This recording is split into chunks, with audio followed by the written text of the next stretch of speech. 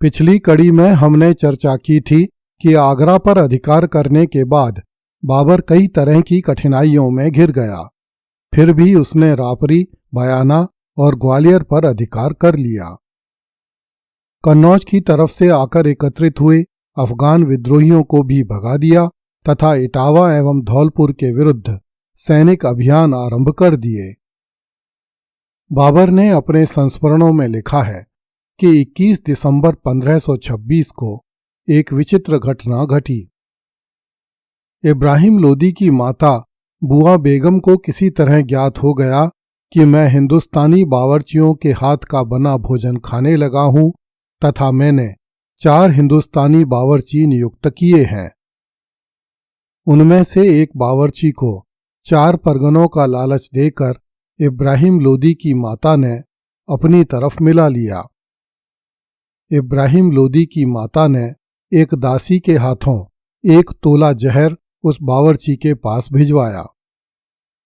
जब मेरे बावर्ची खाना बना रहे थे तब उस हिंदुस्तानी बावर्ची ने सबकी निगाह बचाकर एक चीनी की प्लेट पर पतली पतली चपातियां लगाईं और उन पर कागज की पुड़िया में से आधे से कम जहर उन चपातियों पर छिड़क दिया तथा रोटियों पर रोगनदार पका हुआ मांस रख दिया। उस बावर्ची ने शेष बचा हुआ आधा जहर आग में डाल दिया। उस दिन शुक्रवार था। मैं दोपहर बाद की नमाज पढ़ने के बाद भोजन करने बैठा। मैंने खरगोश का बहुत सा मांस बड़े शौक से खाया तथा कुछ ग्रास विष मिली हुई हिंदुस्तानी रोटी के भी खाए। मुझे उसके स्वाद में कोई अंतर ज्ञात नहीं हुआ। मैंने कुछ तली हुई गाजरें खाने के बाद सूखा मांस खाया। इसे खाते ही मेरा जी मचलने लगा। बाबर ने लिखा है कि पहले भी एक बार सूखा मांस खाने पर मेरा जी मचलने लगा था। इसलिए मैंने सोचा कि यह उसी का प्रभाव होगा। थोड़ी ही देर में मुझे उल्टी आने लगी। मुझे लगा कि मैं दस्तरखान पर ही कह कर दूंगा। मैं बड़ी कठिनाई से उठकर आब खाने अर्थात पानी रखने के स्थान तक जा सका। वहां पहुंचकर मैंने बहुत जोर से उल्टी की। मैंने भोजन के बाद कभी वमन नहीं किया था, यहां तक कि मदिरा पान के बाद भी कभी वमन नहीं किया था। मुझे संदेह हो गया और मैंने बावर्चियों पर दृष्टि रखने के आदेश दिए तथा एक कुत्ते को बुलाकर उसे कै खिलवाई तथा उस पर दृष्टि रखने के आदेश दिए। उस दिन तो कुत्ते को कुछ नहीं हुआ, किंतु अगले दिन 1 पहर के बाद कुत्ते की दशा बिगड़ने लगी। उसका पेट फूल गया। लोग उसे कितने ही पत्थर मारते और हिलाते डुलाते, किंतु वह नहीं उठता था। मध्याह्न तक वह उसी दशा में पड़ा रहा। तदुपरांत वह उठ खड़ा हुआ, मरा नहीं। मैंने 2 सैनिकों को भी अपनी रकाबी में से भोजन खिलाया था। उन्हें भी दूसरे दिन बड़ी जबरदस्त कै हुई। एक की दशा तो बड़ी ही खराब हो गई। बाबर ने लिखा है कि आफत आई थी किंतु कुशलतापूर्वक टल गई। अल्लाह ने मुझे नया जीवन प्रदान किया। मैं परलोक से आ रहा हूं। मैं अल्लाह की कृपा से जी रहा हूं। मैंने आज जीवन का मूल्य समझा। मैंने सुल्तान मोहम्मद बख्शी को आदेश दिया कि वह बावर्चियों पर निगरानी रखे। मेरे सैनिक बावर्चियों को दारुण पीड़ा पहुंचाने के लिए ले गए। जिस बावर्ची ने जहर मिलाया था उसने एक एक करके सारी घटना का वर्णन कर दिया।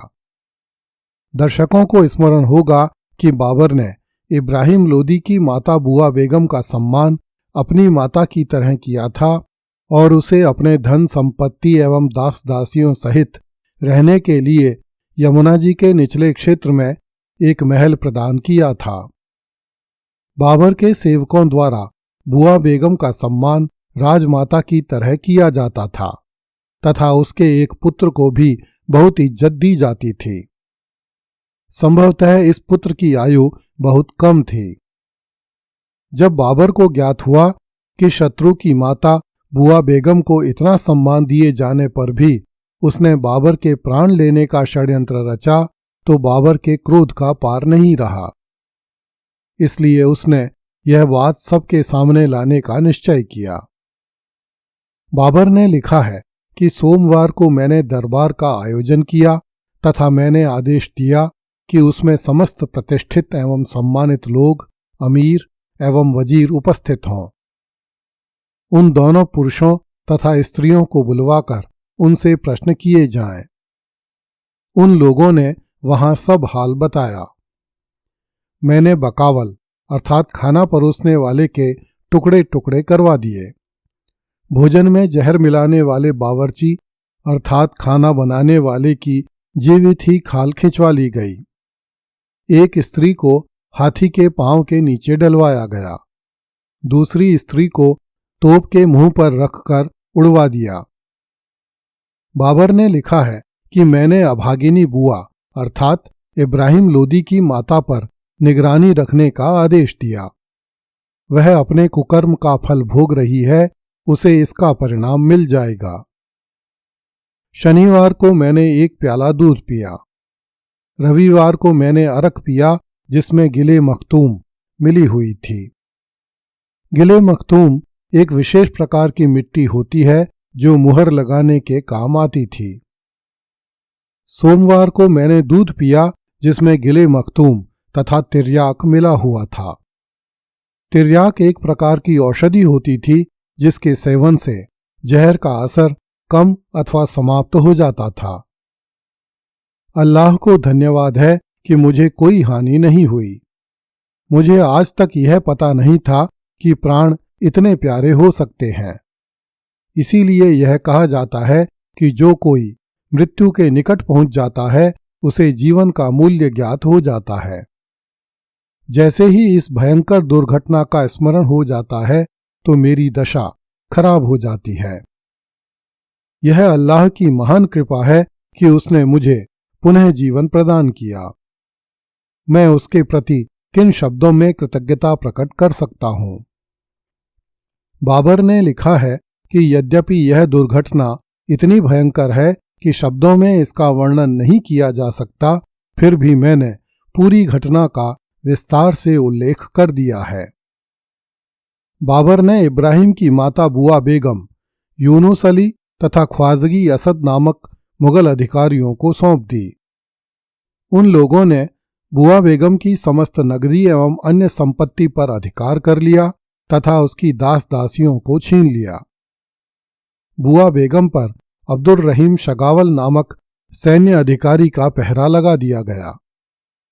बाबर के आदेश से बुआ बेगम तथा उसके पुत्र को अत्यधिक सम्मान दिया जाता था, किंतु इस घटना के बाद बुआ बेगम को आगरा में रखना उचित नहीं समझा गया। इसलिए 3 जनवरी 1527 को बुआ बेगम को कामरान के पास भेज दिया गया। बाबर ने बुआ बेगम के बारे में केवल इतना ही लिखा है, किंतु बाबर की पुत्री गुलबदन बेगम ने हुमायूंनामा में लिखा है कि बुआ बेगम ने काबुल में आत्महत्या कर ली। उस समय कामरान की नियुक्ति कांधार में थी। संभव है कि कामरान ने बुआ बेगम को कांधार की बजाय काबुल में रखने के आदेश दिए थे। गुलबदन बेगम ने यह भी लिखा है कि बाबर ने जहर मिली हुई रोटी का एक टुकड़ा उस बावर्ची को भी खिलाया था जिसने रोटियों में जहर मिलाया था। इसके प्रभाव से बावर्ची अंधा बहरा हो गया। अगली कड़ी में देखिए, बाबर ने महाराणा सांगा पर झूठा आरोप लगाया। कृपया इस चैनल को लाइक, सब्सक्राइब एवं शेयर करें। धन्यवाद।